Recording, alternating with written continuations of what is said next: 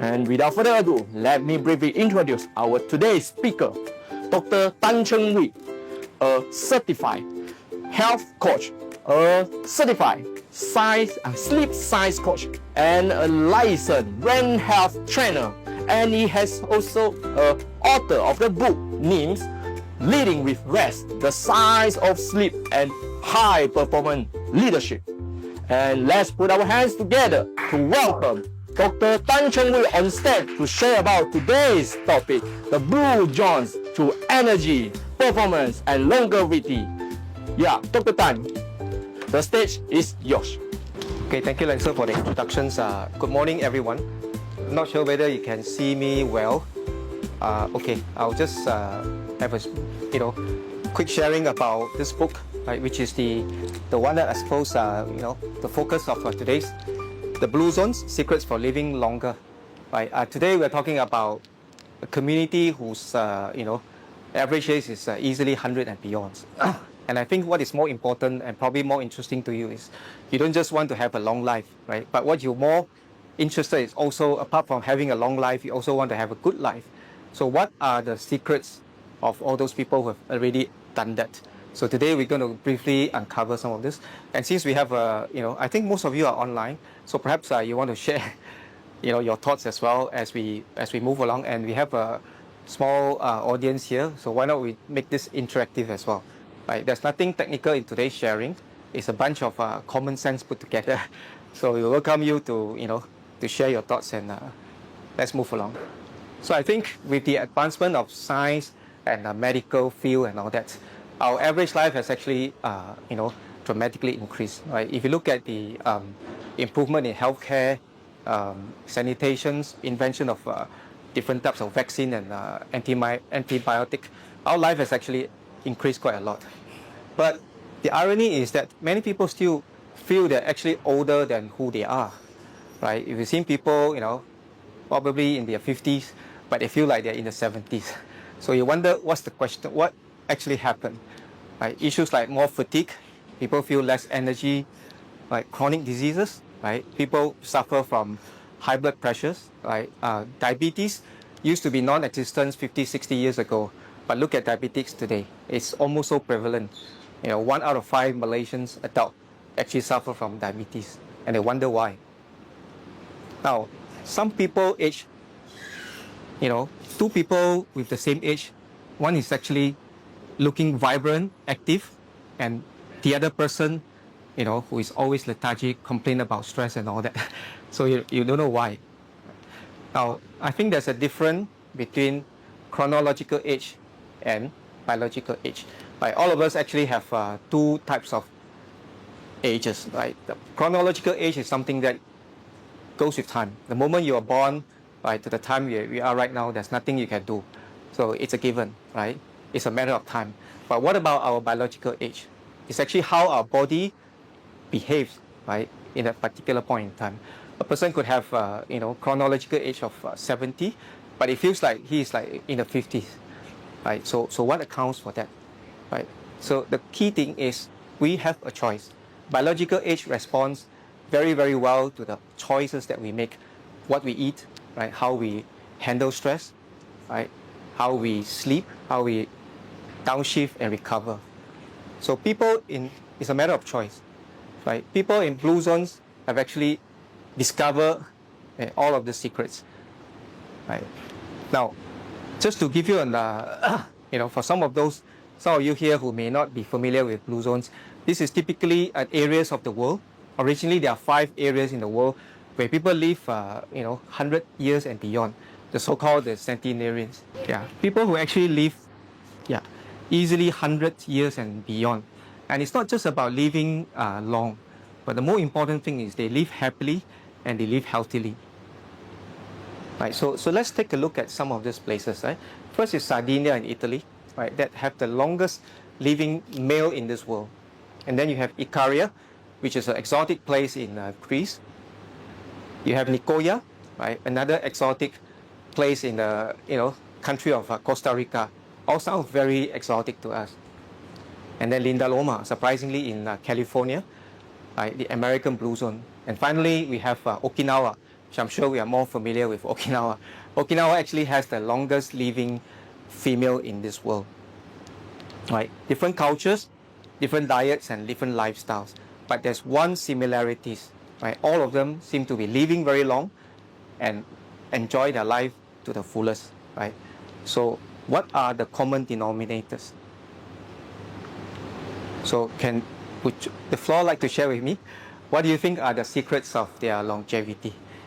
Billy, you have any thoughts on that? Let's make this a little bit more interactive. Lenzo, maybe you have some thoughts. What do you think make them, able to live so long and so happily? Maybe they live with the nature flow. Okay, yeah, live with nature. How about Ifa? What do you think? Food, very good. It's a question about food intake. Yeah. Good mood as well. Good mood as well. Bowling. The lifestyles. Yeah. Okay. How about our friends here? I thought you are very good in diet. I was told. Dr. Loh tell me that you are very good in. Yeah. Even say online their mindset when they are less stressed. Excellent. That's very true. Right. Okay. So let's look at now the research. Blue Zones is a team from National Geographic scholar led by this gentleman called Dan Bertner. So he and his team actually went round and did extensive research, and they came out with 9 common factors, right, for longevity. It's what they call the Power 9 itself, right? So you look at Power 9, you see that somebody mentioned about move naturally, right? And somebody talked about plant scent, the mindset, right? Downshift, which is handle stress, how you recover, how you slow down intentionally, and so on. Right. So we're not going to talk about each of this because of time issues. Right. I would like to leave some questions for Q&A later on. Right. But suffice to say, if you can actually categorize this, there are actually 4 main systems, right, that is integrally linked to our lifestyles. So I call this a 4 system, right? The body system, the recovery system, the purpose system, and finally is the connection system. Right? I would selectively feature some of those interesting things and share with you. Right. First, the body system. Right. I think Ifa mentioned about diet. Right. Ifa mentioned about diet, and what you see is people in blue zones. Right? Maybe we talk about people in blue zone. They eat a lot of plant-based diet. Plant-based diet. About 95% of the food that they eat, no matter whether they are in Okinawa, they are in Ikaria, or they're in Sardinia and all that, what you realize is they actually eat a lot of plant-based diet, which means that not so much of meat. Right? Approximately 5% of what they eat is actually meat, but 95% is actually plant-based and whole food itself. Right? To them, food is considered as a medicine. Right? Unlike what most people think, right? You want to eat healthy means that you need to spend expensive money on food and on, but that's not really true. Right? In blue zones, people eat peasants' food because these are people who don't really have a lot of money. Right? These are all peasants, farmers, shepherds and people like that. But they eat very healthily, plant-based predominantly. Right? The likes of your whole grains, your legumes, and vegetables and things like that. Right? So food is considered to be medicine because they understand the medicinal effects of food. Now, there's another concept called Hara Hachibu. Right? Hara Hachibu. It's 80% full. Right? How many of you here like to eat until you're 100%? So you have people? Yeah? How do we know 80% or 90% or 100%? That's a good question. Now, your brain will actually tell you. Right? Now, what happens is if you eat slowly instead of rushing to eat and all that, right, it takes about 20 minutes for the brain to actually realize that you're actually full. So if you eat slowly, moderately and all that, the brain will tell you you're full. By the time the brain senses you're already full, you're almost 80%. It's called a Hara Hachibu itself. Right? That itself has actually proved to be very useful if some of you who want to lose weight, right, or you have some chronic diseases and all. These are very, very effective. Hara Hachibu. It's a term in Japanese. The Okinawan people are calling it Hara Hachibu. At least I know one thing. If you eat 80% full, you don't have to unbuckle yourself. And this is very interesting questions by my friend who is also in one of my communities asking these questions. do we eat to live, or do we live to eat? So I give this thought for you to think about it, right?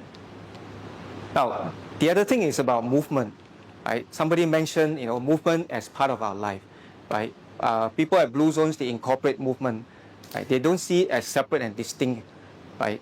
I think here in modern life, we like to think that, we have no time to go to gym, whereas people in Blue Zones, movement is actually part and parcel of their life. They have to travel from places to places, right, just by foot and all that, because of the environment that they live in. Whereas here in the modern lifestyle, we tend to think that you have to exercise, and that's separate from that. Recall one of the conversations with Billy, right? Billy was sharing that, he's busy now with his kids, and work is coming out and all that, so he's no time to go and cycling. But we were just saying, why don't you play with your kids more, right? Why don't you walk a bit more, incorporate movement, just like what the people, in Blue Zones are doing. Right, movement is part and parcel of their life. Right, it's no distinct. So recovery, right? We talk about slow down, right? Time to slow down, right? For them, people in Blue Zones, they take recovery as part of their life, right? Whereas in modern people, many of us think that you only recover, right, when it's necessitated. Let's say if you are ill, then you force yourself to recover. Whereas people in Blue Zone, they take time to downshift, right? They take time to enjoy with their families, they have family dinner together, things like that. It's part and parcel of what they do, right? It's also very good for stress management, right? Sleep and recovery, yeah, Polly? From Hussein, you say he asked move 10 minutes increase X years of life. Is there any data that say like if you move how much and then you'll increase how many years of your life? Is this statement true? That is a very, very good question. In fact, it is absolutely true. Right? Science is telling us that, let's say if you have 30 minutes to exercise a day, right? Instead of going to gym one shot, 30 minutes, and then for the rest of the day you remain sedentary, right? The effect is less profound compared to, let's say you do a 10 minutes walk, especially after the meal, after your heavy meal, right? The main meal and all that, you just walk, right? The idea of walking is to activate your muscles. This part of the muscles called soleus muscles, right, which is going to regulate your blood sugar. The three things that you will benefit is, number one, your blood sugar regulations. Number two is your blood pressure. Right? Walking is proven to be very good for blood pressure. And number three is your sympathetic nervous system. It helps you to downshift from high stress, which is sympathetic, to parasympathetic, which is rest and digest system. So I cannot tell you, I don't have a figure how many years, right? But I've seen studies that shows that 7,500 steps a day seem to be something that is, very, very ideal, right, to extend your life. I will tell you the number in the lab, but for me, what I've seen, easily 7 years and beyond. Yeah, so it's a good question. Thank you for the questions. Okay. Right. Sleep and recovery. Right? This is the area that I'm most passionate about. Right? How the body, unlike what most people think, right? Many people think that sleep is actually a downtime, but the irony is, sleep is a time when your body is, heavily or actively repair and rejuvenate. Right? In fact, your brain is actually more active during sleep. There's so much that the body is doing to help you to heal, and it's absolutely one of the most productive time for the day. So another important system that we talk about is having a purpose itself. Right? All of us, when we live, do we live with a purpose? Right? People in Blue Zones definitely understand that. This concept about Ikigai, right? In Japan, Okinawa, they call it Ikigai, right? Which means that wake up in the morning having a purpose of what you want to do. Usually when we talk about purpose, it's actually purpose beyond just for the benefit of yourself. Maybe you want to live for your family, you have a purpose for a certain missions in your life. Right? In Costa Rica, it's called Plan de Vida. Now, this is interesting, right? The researchers at Blue Zones reported that having a purpose in life, the Ikigai itself, can actually extend your life by up to 7 years. So it's a very good investment, having a purpose. Encourage you all to have your purpose laid out. Finally, about the connection system, right? We are individuals, but we are all connected to each other, one another, right? We live in a world of interconnectedness, interdependence. All of us are dependent on each other, right? Now, in Blue Zone, there's this principle called love one first, right? Love one first, meaning to say that you connect with your family, right? The idea of family is not just about, our nucleus family, which means that we and our, us and our children, but it extends beyond that, right? Many of the people in Blue Zones, they have their parents. The parents actually live together with them. And some of them even have the grandchildren, all that.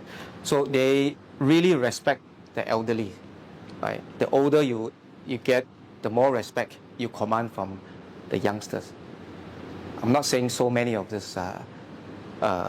this happening in today's society, but the researchers are telling us that investing time with your family, play with your kids, take your parents out, spend time with them, can actually extend your lives by up to 6 years. Again, very good ROI.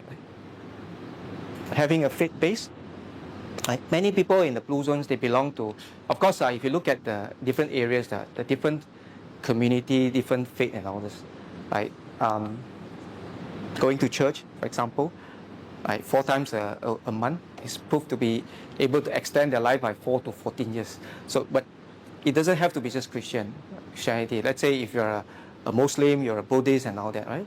Any of these things, it transcends beyond just religions, right? And even if you don't have religions, you can also, join with a secular group. As long as you have a certain missions together, right? That is something that is very good for your longevity.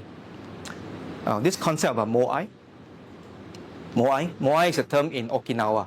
It means that it's a very strong social circle, right? People get together, with a certain strong bonds together, helping one another.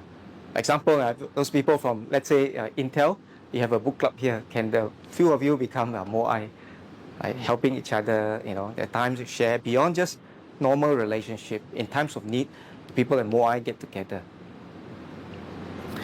I realized this quite recently, but it's a very interesting fact. This thing's about social isolation, about loneliness. Loneliness, right? Now, researchers at Blue Zones are telling us this. Now, in times of, let's say, emergency, in times of need and all that, do you have at least 3 friends that you can call? 3 friends that you can call up, can get some help and all that. Right? Let's just think about it. If you don't have that, they're telling us that you're actually shaving 8 years from your life.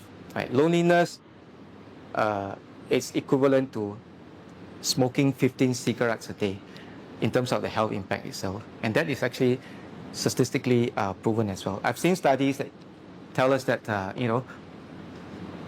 if you have social isolation, your risk of dying early can actually increase by 32%. So let's go out and get some friends, right? Let's form the right tribe and all this. Right? Of course, when you mix with people, you also want to mix with people with the right values, right? Let's say our goal is to be healthy, you want to mix with your tribe who's also health conscious, right? I'm sure some of you here are really health conscious people. You don't want to mix with people who like to eat junk food all the time and all that. That is going to affect your health as well, right? Yes. Loneliness is bad for the health as smoking 15 cigarettes. So with the one that without at least 3 friends, so they will choose to 10 cigarettes a day. Right, what it says is actually the impact, right? The consequences to your health. Yeah.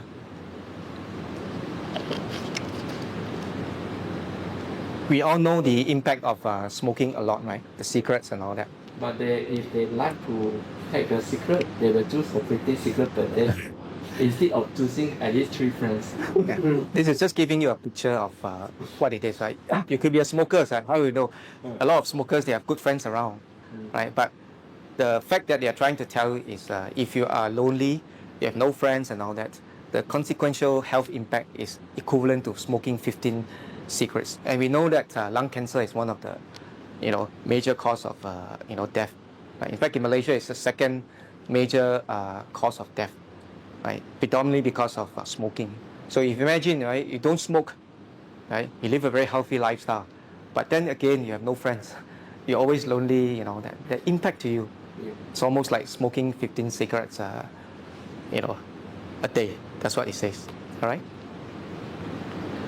So just to sum up, these are some of the major difference between our modern lifestyle. Right, we are sedentary all the time, whereas people at Blue Zone, they move naturally. Right, modern people, we eat fast food all the time. Eat on the go. You just grab and you have your working lunch. Right, whereas people in Blue Zone, they eat intentionally. Right, they take time out. Right, they probably take 1 hour, 2 hours just to enjoy their lunch or dinner and so on. Right, in the modern world, we are always connected. But connection in terms of digital connections, right? All of us are on social media, we are texting and all that stuff.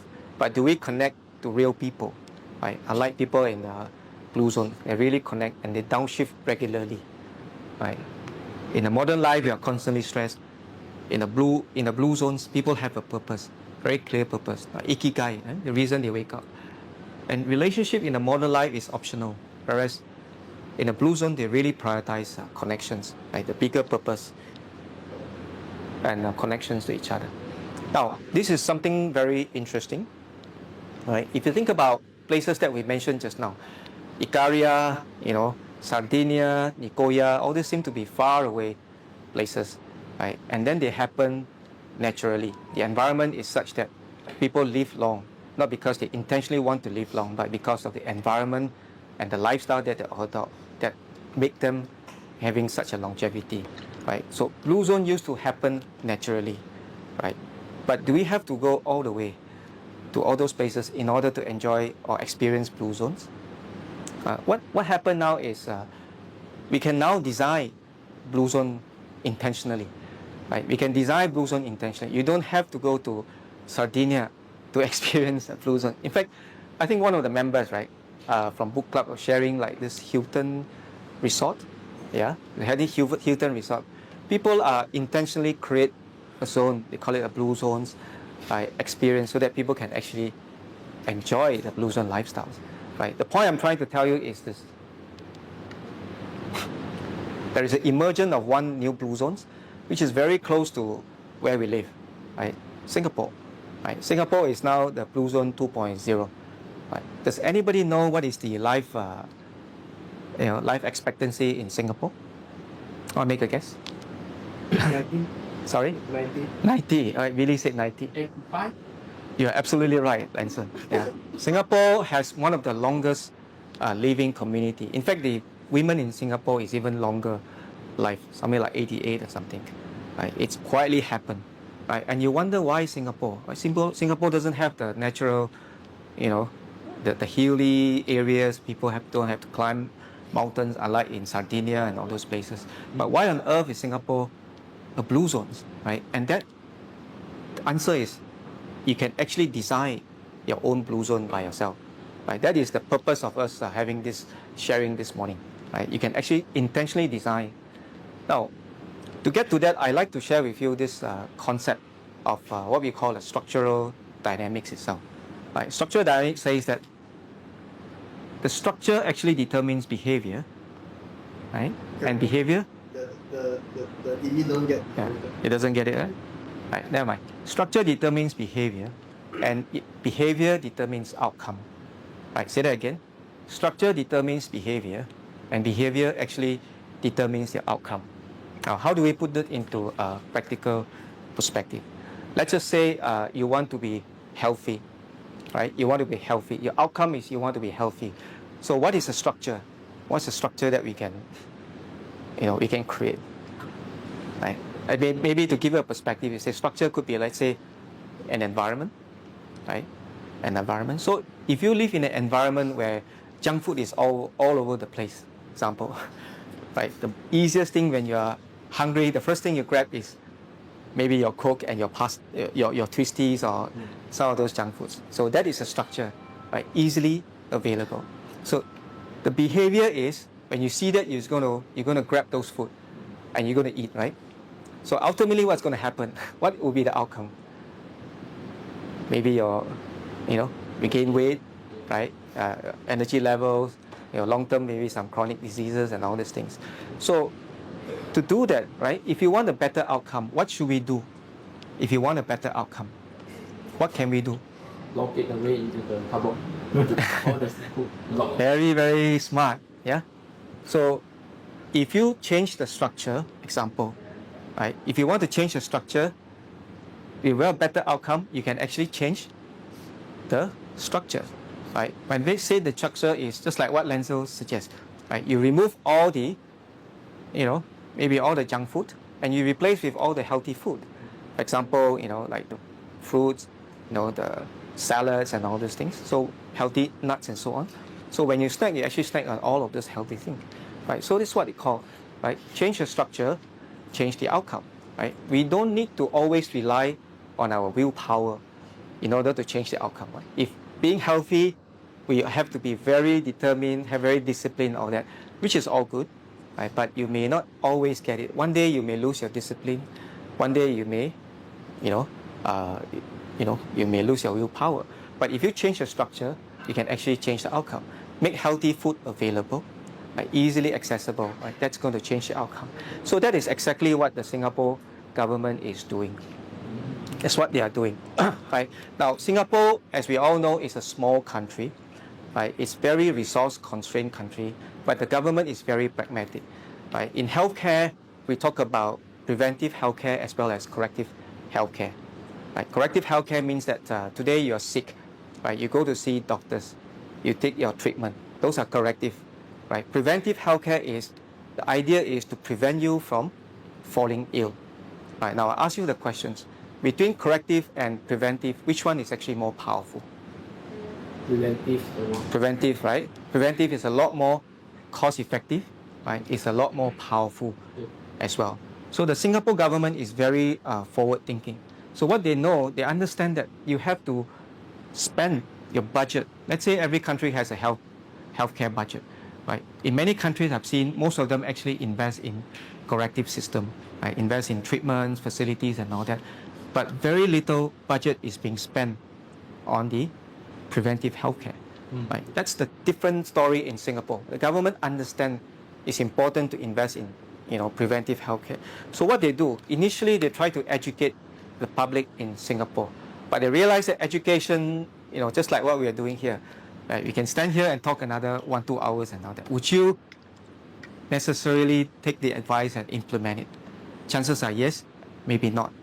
Right? So what the government realizes is they have to change the structure, they have to change the environment so that healthy choice becomes easier choice for the Singaporeans, right? To make Singaporean healthy, right? So they decide that they are going to change the environment, right? Instead to make the healthy choice easier. And look at what the government of Singapore is doing. There's a whole bunch of things that they're doing. Right? Look at all this that we spoke about, right? In terms of food, in terms of movement, in terms of the environment, the government is actually very smart in designing all of the system. Right? Just to give you an example, right? There is this thing called the National Steps Challenge in Singapore. It's very interesting, right? What the government is doing is they get the people, you clock every day. What clock you record every day how many steps. You count the steps, right? You know, right? No, Yeah. my brother joined that, and then he said that some auntie also like they Yeah. just keep moving when they are sitting. Excellent. Exactly. Yeah. So the good thing is this: if you get to record 10,000 steps, of course you have to do it generally. You don't just cheat yourself. 10,000 steps, you actually get a discount voucher. Right? That discount voucher gives you entitlement to buy certain groceries and all that at a good price and so on. Right? That's one thing. Second thing is also they work with companies, right? Beverage company to lower the amount of sugar. Right? So people, we know that sugar can be very problematic, right? So they lower the amount of sugar. They have healthy choices. They subsidize brown rice, right? Subsidized brown rice. In Malaysia, brown rice is more expensive compared to white rice, right? Brown rice is more expensive, but in Singapore it's the reverse, right? Because government actually subsidize brown rice because they encourage the population in Singapore to consume more brown rice. So it's this kind of things. Also in Singapore, we all know that there's a lot of subways, right? The main transportation is actually public transportations, right? The feeder bus followed by the LRT and all these things. So people walk a lot. Right? People walk a lot. So that it's almost like if you imagine going to the blue zones, people have to climb the mountains and so on. Right? They design Singapore in such a way that they create literally a blue zones environment. Right? And look at the impact from Singapore. Singapore life expectancy used to be 65 years. Used to be 65 years. Right? In a matter of a few decades, now it has increased life expectancy to 85 years, a massive 20 years. And not just only that, right? A lot of those Singaporeans are just like the principle of Blue Zone. They don't just live long, but they also live healthily, happily, right? So the environment actually silently shapes our behavior, right? Change the structure, change the outcome, all right?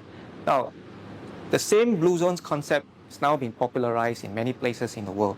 An example, you look at this Fort Worth, Texas, in the US, used to be a deserted city like this.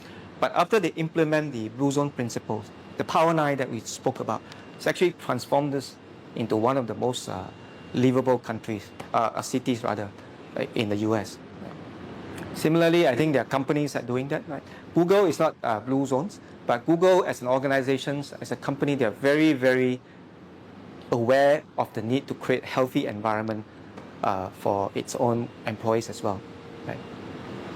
Now, the questions to all of you here, especially those online as well, since I know that there's a lot more people online, right? Now, if cities and organizations can design healthy environment, why not us? Can we, you and I here, can we design our environment in such a way that we also live a Blue Zone lifestyle? My questions to you, right? So let's do some, let's do some thinking, right? Can we call it creating our own micro Blue Zones at home and also at work, since we spend, so much time at work and all that, right? So can we actually do that? Anybody wants to give me some examples in terms of what we can do to create the Blue Zones? We call it a micro Blue Zones environment, right? What can we do? Do you have any suggestions from the online? Yeah, put the chat. Yeah. Not yet. So what can we do? Auto airplane mode after enter the house. That's very interesting. Very interesting. Yeah. Why not? Yeah. Downshift. The principle of downshift. It's a good suggestion actually. Yeah. I can relate to simulate the US Singapore initiative, like having the challenge, like so we can have it the challenge for our family, Having a what? the working step to Okay. step for our family challenge. That every Excellent. week we get the Yeah. highest challenge, then get like something discount or some prizes. Why not? Yeah. Yep. Why not? Yeah. It's up to our own imaginations. Bowling, we have anybody from on? No, so far not I, yet. I think that for me, one of the insurance company that I did this walk challenge. Every week I collect Okay. 10 ringgit voucher, Yeah. 5 ringgit voucher. It's AIA, right? Something like that. I heard about AIA having this vitality program as well. Yes, It's correct. actually very, very smart. Actually, you raised a very good point, Billy, because the Blue Zones team actually work with a lot of insurance companies. Right? They work with a lot of insurance companies to incorporate the Blue Zone principles into their programs. And that is actually mutually beneficial. On one hand, as an insured, if you do the, let's say how many thousand steps a day, you get the discounts. So you get incentivized to do things. Right? I've seen my friends who's also AIA policy holder. Every time you eat, you go and take the photos. And then the dietitian would send you a picture or save you a comment and give you a rating or something like that. Right? And every day you have the step counts as well. Up to certain times you get, certain awards or something, right? Right. So they have this silver and then gold and then platinum, and all. Each time you go up, you actually get more and more incentive and rewards and so on. And that's good for you because generally, even though we have insurance, you don't want to use the insurance, right? You rather stay healthy rather than, even though you get the claim the insurance, that is only the monetary aspect. Right? How about the suffering, the inconvenience and all that we have to go through? Right. So from the insurance company point of view, it's also beneficial because they can actually, reduce the amount of claim. So it's a win-win situation. Right. So these are all very good suggestions. Thank you for highlighting that. Right. So let's look at some of these things then. We talk about this, right? Keep healthy food visible, hide your junk food. Right. Deliberately, like what Lancel says, lock it up somewhere. So if you want to eat the junk food, also it's so difficult for you. Probably you have to climb the stairs, go through all the obstacles so that you can reach out, right? But why not put your food, right, the healthy food at the eye level, right? We call it a seafood right? Seafood, seafood, right? Seafood, Yeah.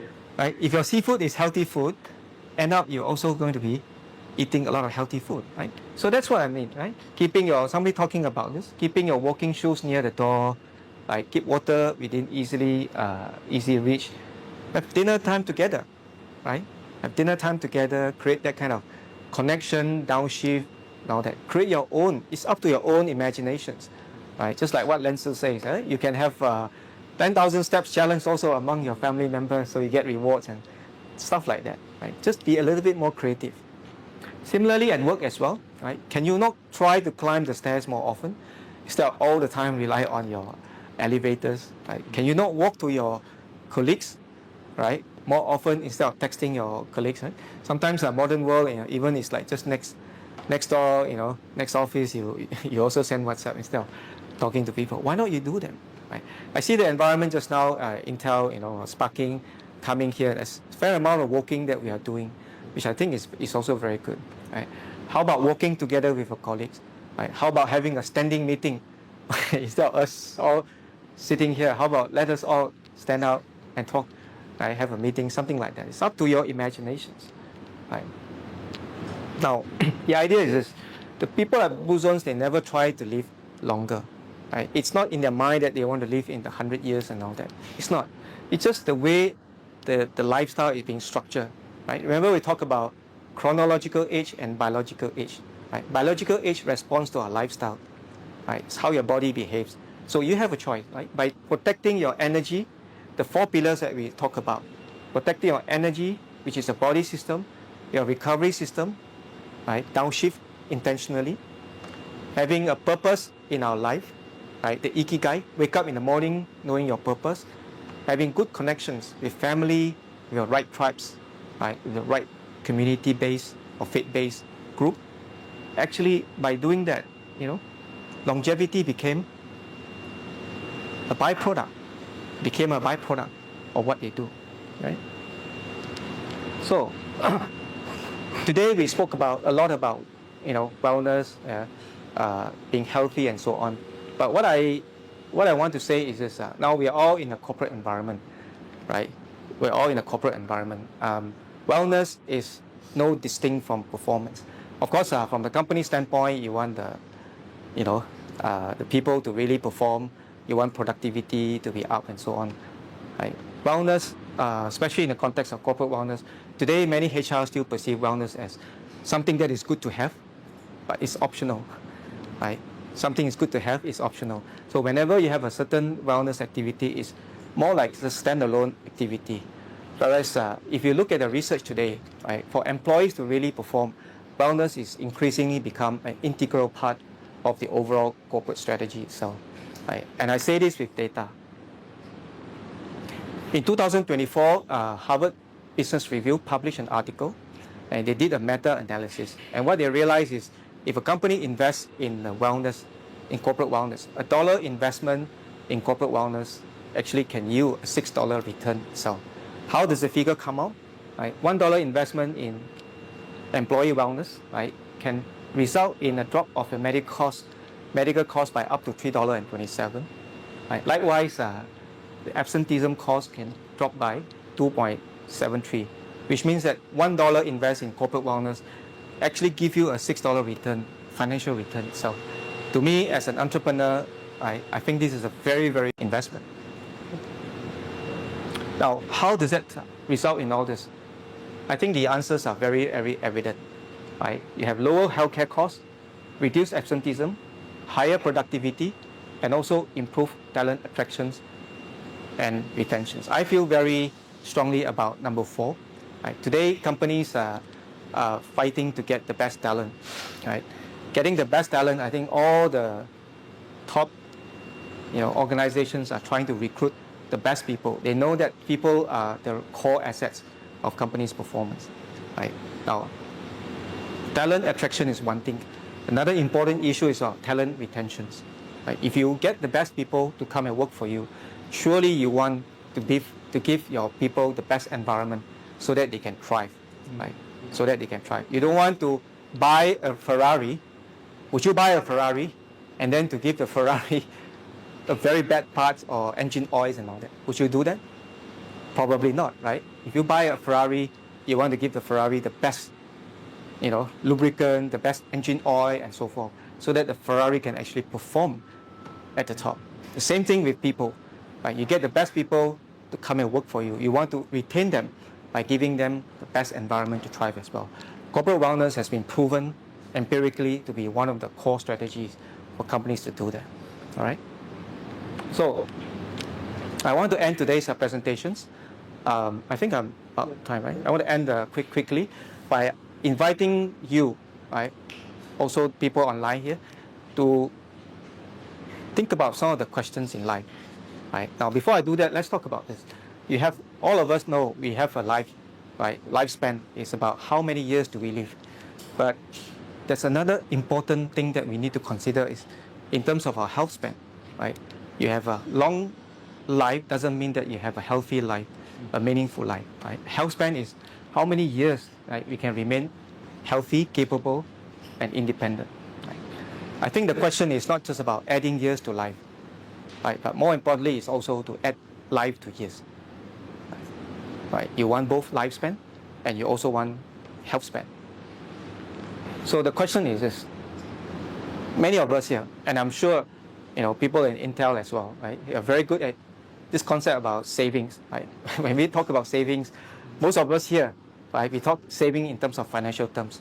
Right? I'm sure Intelers very good at investment. How many of you here actually invest in, let's say, your stock market? Do you have people invest in stock market, right? Invest in your savings, different types of instruments and so on, right? So we spend a lot of time to invest, to prepare for our retirement. But are we spending enough time to invest also in our health for the environment, for the retirement? Right? That's the question I ask you to think about. Health is an important retirement capital. And the good thing with health is just like any financial instruments, it also compounds over time. Right? If you invest a small amount over time, consistently, it's going to compound and get you the results in the long run. So there are two options at least, I think. Right? One is about retirement options. Number one is about DDD. Right? Disease. Do we want to retire with disease, doctors, and disabilities? Or do you want to retire with ABC? Right? ABC, active, brain smart, and contributing. Which one do you want? Now, as we build our careers and future, are we protecting the health, energy, and clarity, right, needed to enjoy them? I have this, one of my teachers, Dr. Williams, has always like to tell us this. He says that many people, use their health in order to accumulate the health.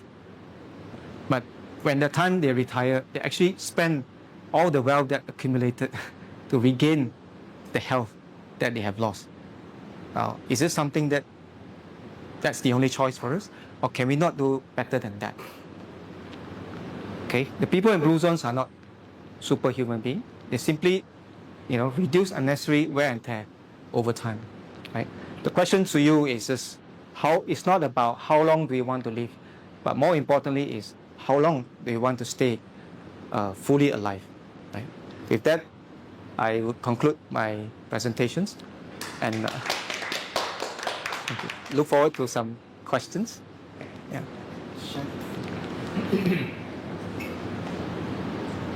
Yeah, Sure. I have a question about personal development. We need at least like 3 friends, right? To have to onboard the 8 years life schedule. So right now, the trends, people are more to chat with the AI, and they get love with the AI. Yeah. So with that also will be to extend their life expectancy because they don't feel loneliness. Although they didn't connect with people, but they connect with AI. I think we need to do some research on this one. But that's a very interesting question. The whole idea is we are very connected. The example that you mentioned is also, you see, AI is also digital, right? Yeah. Right. You say not loneliness. I'm not sure whether AI can give you the same kind of emotional feelings and all that. Right. We talk about connections. It means human to human connections. right? There will be a time after you talk to, you think those people are not lonely, maybe they are really lonely. Maybe because they are lonely, they have nothing, nobody to talk to. Then they go to AI and then they start talking to AI and so on. We don't know, right? But it's good to do that, and I'm sure, you know, I think Billy also spent a lot of time. Huh? I think you, the day you were saying your wife was complaining, you talk more with the AI than talking to me. It's very common phenomenon in today's world. But what the people in Blue Zone are telling us is we connect intentionally, right? Make an effort, right? Go and reach out to people, join some tribes, right? You can have, you know, let's say if AI people, AI community, I'm sure there are tribe of people who also enjoy that kind of thing. Why not connect with people like that as well? Right? Find a certain common, you know, denominators that you can all connect together. That's why I was suggesting, right? People from book club, maybe you're all like really, you know, like to read a lot, you know, those people that get together, right? This is your Moai and all this. Intentionally do that, right? Make a deliberate and conscious effort to connect. Yeah, there's certain things that the AI cannot replace, right? There's this hormone called the oxytocin, right? The love hormones. The love hormones, right? You can only have the love hormones with people. Right? The AI cannot give you, no matter how smart it is, it cannot give you the love hormones. But they say like they fall in love with the AI because they like continuously support their ideas or support their emotion, acknowledge their opinions, right? So Very interesting. Yeah, maybe get used to like love to chat with AI than people. Yeah, we see beyond that. I think definitely it's you know, there are a lot of people who are doing that. But let's say, Billy, what do you think about these questions? Like what answers? What comes to your mind is that about the connection. Sometimes we thought that we don't need to do so many meetings because people are more productive working on the computer solving problems, right? Sure. My question more like if you want to do connecting like intentionally, sometimes you think that just sit and chit chat would it work or not? What kind of connection should we bring in or we need really have an agenda so that to make the meetings purposeful? What kind of the connection it means here? So human connections. Human to human connections. Like, see, the idea is we are not alone, right? Nobody is alone in this world. We are all interdependent, right? We are all interdependent. And say connection doesn't mean that, you know, you could be fall in love with AI, but would you love your family? Sure, you love your family, right? Would you love your parents? You love them, right? And some people have a bigger love as well. Let's say the community faith, right? Belonging to the same group and all that. What you say, Lenzel, is right in the sense of maybe connecting to work and certain aspects in life, right? But we don't just live in that kind of world, right? The idea is, if you look at the Blue Zones people, right? They have intentional connection. The connection system is what we are talking about right here. Yeah. I will foresee the introvert people will be more on to the AI, right? Introvert people also need love, right? They're just scared. Yeah. I think whether you're introverted or extroverted, it's essentially about the human when you connect with people, they understand you, they Right. empathize with you, you feel good, right? Yep. And this is where introvert has less friends, that's fine. Extrovert got a lot of friends, but it's sometimes very shallow. Yep. You know, they just go from one to another. But it is the kind of the depth of the relationship, the quality of the relationship that makes it. Absolutely. Absolutely. If you we will have the robot body already, human-like, and they just give the AI brain. They can show the facial expression. It's scary. Maybe we have to rewrite the Blue Zone stories. Yeah, because for now we also very hardly to recognize like the things, the photo and also the video that created by AI. Right, we hardly recognize this is a real person or actually it's the AI created. So yeah, we've all already some confusion already. At the end of the day, I think I still agree with what Dr. Low says. Right, it's the quality of the connection itself. Right, we are all human. Ultimately, we are human. We're not robots. Online somehow not yet. But I do have a question for us here. Have you started any Blue Zone in Malaysia, or if we want to go for Blue Zone, where do we start first? I think Blue Zone is still a relatively new concept in Malaysia. But if you look at it in the West, like let's say example that we talk about, the AIA examples. Right? AIA is a US based company. In the US, they are already doing that a lot. That's why you see what you see here with AIA when they came out with the Vitality program. I believe it's anchored along that kind of principles, right? Creating your own micro blue zones environment. Now, in the context of Malaysia, I belong to a group of organizations. I'm part of Health Coach International. Health Coach International is an organization where we have a bunch of certified health coaches coming together, and many of my fellow colleagues and all that, they are actually medical doctors. I mix with quite a lot of medical doctors, and they understand that medical doctors, they coming out from their own words, right?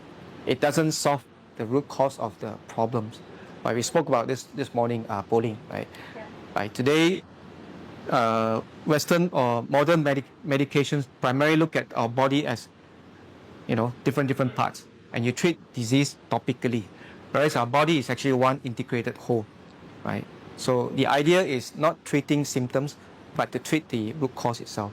So we get together, we have our health coach community, we go and share the message. We practice lifestyle medicines, and Blue Zones is one of the components that we're trying to introduce to the Malaysians as well. It's coming up, right? It's not that evident, but it's something. The overall picture is this: if you look at Blue Zones, it's no different from lifestyle medicines. When we look at lifestyle medicine, we really talk about how you eat, how you move, how you sleep, how you handle stress, how you handle all those harmful substances, and finally about social connections. Social connection is the one that we talk so much, right? The connection system and the 4 system that we spoke about, right? These are all lifestyle medicines, and that's something that our community is trying to promote. And I think Intel is very forward thinking as well. Hey, thanks to Billy as well, right? He's very learned and really bring a lot of new concepts. So we have these sessions today that we talk about Blue Zones, right? But the idea about Blue Zone is, I think the key takeaway is about the principle, of course, is one, but more importantly, it's about the fact that you can actually create your own micro Blue Zones. Just like what I invite you to think about, right? What you do at home and what you do at work, right? So yeah, Pauline, that's a current state right now. But you don't have to go far. Just look at Singapore.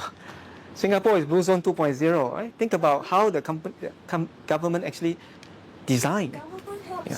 because the pathway, the walkway is very designed for people to walk or cycle. Here, if you were to walk beside the road, you might get banged by cars. And it's so Exactly. hard. Absolutely. And over there, they have already built, roof or and they open up the stadium for people to go and run, walk, Yeah, and they have this like the vitality challenge Absolutely. that encourages any ages of people to participate. So Exactly. very good. Exactly. And you're exactly right. 50% of the walkway in Singapore is actually covered, if you look at it. Because why? Because it's like what Pauline says, right? They want to shield people from sunlight. Today, if you don't create the environment, right, would you want to walk? You don't want to walk because you're worried about sun, you're going to sweat a lot, the safety, the rains and all this. But in Singapore, they make it like so walkable, Correct. right? Change the structure, right? Change the structure. Just like the zebra crossing from here, when in Singapore you must stop your car in every zebra crossing. Here we see zebra crossing, we will go accelerate in the car. Yeah. And then I got a question from Cheng Woi. He mentioned that he feels that there's a social media culture that's over glorified the content about food like various foodie videos. So what do you think of this social media content? Examples, foodies and all. I think foodies and all. Mm. Yeah. So Yeah. it over glorified it. Or you mean like Yeah. Foodies and all. Yeah, that's thank you, Kim Hui, right? Yeah, thank you, Kim Hui, for the question. That is why I asked these questions earlier on during the sharing. Do we live to eat, or do we eat to live? Right? If you think about the Blue Zones people, right, food is medicine. Food is medicine. They understand that, right? That means that you eat in order to live, right? You eat in order to live well. right? But you think about this, what this foodie is saying, right? I don't think they prioritize health, right? They prioritize taste, right? They prioritize fun, all that kind of things. So it's really for people who eat to live, or is it for people who live, or to eat to live, or live to eat? Right? This is more like people who want to live in order to eat, right? So it's a different concept altogether. It's really a different concept altogether. Can I share with you my own experience about Yeah. see Singapore structure affecting Bank Negara actually is a place. Okay. Yeah, okay. When I okay. was doing some work with Bank Negara, I went to their canteen. They had one section which actually has this thing called very healthy food, and they subsidize it so well that people actually will find it convenient and probably cost effective to eat healthy food. Right. So if you want to eat healthy food, they so-called encourage you. You want to eat normal food? Fine, just pay for it. So I thought that was a very powerful. Right. We are encouraging people to actually, people are motivated by saving. So why not save money, eat healthy? So Right. is it the right way? Yeah. So this is a structure. This is what Yeah. it calls structure. Thank you, Dr. Law. Yeah, actually, I'm not sure whether I think you woke up for a short while just now. We talked about the case of Singapore as well, where the government actually subsidized. Yeah, Sure. right. That's right. Yeah. You can't expect people to take the bus because nobody wants to wait in the bus. Yes, Right. And Right. our bus schedule doesn't like 1 hour wasted. So really this is where if you really want to effect this change, you have to look That's at right. the structure, the environment, Absolutely. see how to actually redesign it in such a way that it will bring about the change. Yeah, I like the Bank Negara examples. Right. Remember we spoke about just now as well, right? And the government subsidized Singapore government subsidized brown rice. Right. So it's actually cheaper to eat brown rice. Whereas here, brown rice, the price is actually more expensive. So it's more expensive, right? You discourage people from or more expensive. But imagine if basmati and all this are cheaper, right? I think you encourage more people to do that. Right. So that's an example of what Dr. Low was sharing just now, Bank Negara case. Right. For healthy food, they actually subsidize it. So you want to change the structure, change the environment so that you encourage the behavior. Make healthy choice the easy choice. That's the idea. Right. All right. One last question. Just now we talk about we need to move around, right? The movement is also very important for our health. Area. So I have a dilemma about this. Why? Because for my taman itself, right, the park actually is built just beside the main road, and the main road actually is like mostly utilized by all the big trucks and lorry. And after I done my work like at 5 or 5:30, then I want to go to have some movement at that park. Then you were like running at that park beside the main road, and you get like in here so many of the emission, the vehicle exhausted emission. So is this a healthy move or actually is not? I think you have a choice, right? I'm sure you have a choice. Because I can see most of the people actually running on that path at that time. Like maybe like 5:30 to 7:30, and this is the peak period that people using this main road channel like go back home. So actually that so many car and big truck over there. Yeah, I can understand why. Definitely, yeah, that's another issue. That's a bigger picture, But I'm sure you have choices as well, right? You can perhaps go elsewhere, That is after work. But when we talk about movement also, it's not just about the deliberate part of it, right? After work and all that. But we really talk about just in your daily practice. For example, now you're sitting here for almost an hour, right? Can you not stand out and just have a conversation? And people have a meeting, right? Like the example of instead of texting your colleagues, why not go to them, have a connection, right? Talk to them and things like that. It's a deliberate actions on our part, right? The step counts. Right? If you watch your step counts, I do 13,000 every day. Every day, without fail, 13,000. Okay. So I deliberately, I'm just imagine myself, I'm in the blue zone, so I've got to walk, right? Can you climb your stairs? right? During your office hour, can you climb stairs instead of just taking elevators? Right? Stairs. Yeah, things like that. This is what I'm talking about. Move naturally, right?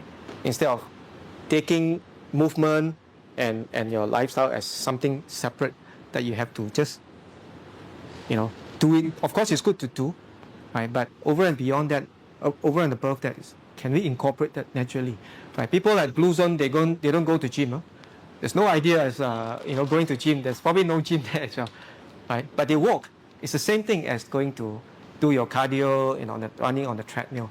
They don't go to the gym and lift weight, but they do the gardening, right? They do gardening, right? They lift buckets of water, things like that. It's as good as weightlifting. Their way of living already living in the gym. Yeah. So that's the idea, right? Yeah. So thank you for the questions. Yeah. Do we have that?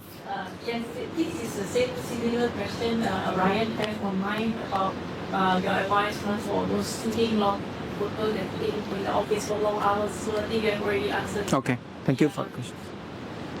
Right. Okay. Yeah, I guess it's really a lifestyle change that we have to incorporate into our lifestyle rather than do something that is out of the norm, right? Create the structure that allows you, to be healthy.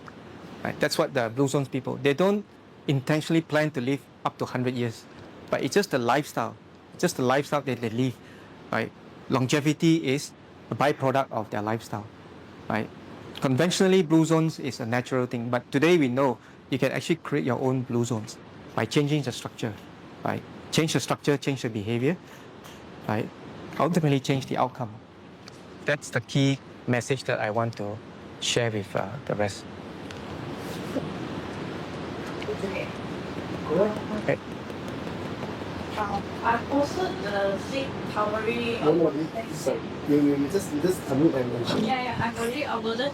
So, Dr. Tan, do you want to elaborate more on the sleep and recovery for your next upcoming sharing with us? Okay.